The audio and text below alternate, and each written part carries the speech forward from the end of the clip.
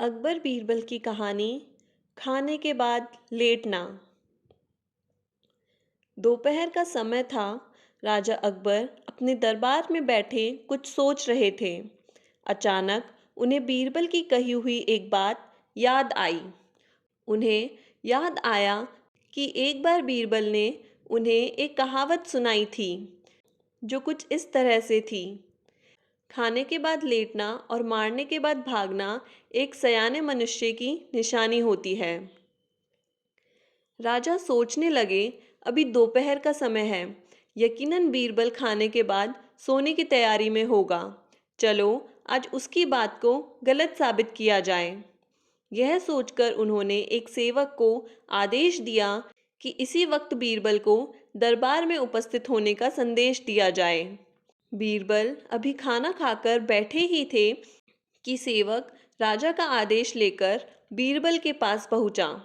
बीरबल आदेश के पीछे छिपे राजा की मंशा भली भांति समझ गया। उन्होंने सेवक से कहा, तुम थोड़ी देर रुको, मैं कपड़े बदलकर तुम्हारे साथ ही चलता हूँ। अंदर जाकर बीरबल ने अपने लिए एक तंग पजामा चुना। पजामा तंग था तो उसे पहनने के लिए उन्हें बिस्तर पर लेटना पड़ा। पजामे को पहनने का बहाना कर वे थोड़ी देर बिस्तर पर ही लेटे रहे और फिर सेवक के साथ दरबार की ओर चल दिए। दरबार में राजा बीरबल की ही राह देख रहे थे। उनके वहां पहुंचते ही राजा ने पूछा, क्यों बीरबल, आज खाने के बाद लेटे थे या नहीं? बीरबल ने जवाब दिया, जी महाराज, जरूर लेटा था। यह सुनकर राजा को बहुत गुस्सा आया। उन्होंने बीरबल से पूछा, इसका मतलब यह है कि तुमने मेरे आदेश का असम्मान किया? तुम उसी समय मेरे सामने क्यों उपस्थित नहीं हुए? इसके लिए मैं तुम्हें सजा देता हूँ। बीरबल ने तुरंत जवाब दिया, महाराज, यह सच है कि मैं थोड़ी देर लेटा था, लेकिन मैंने आपके आदेश की अवहेलना नहीं की है। आपको मुझ पर यकीन ना हो तो आप सेवक से इस बारे में पूछ सकते हैं।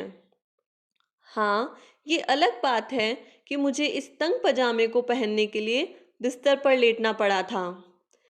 बीरबल की इस बात को सुनकर अकबर हंसे बिना रह न सके और उन्होंने बीरबल को दरबार से जाने दिया।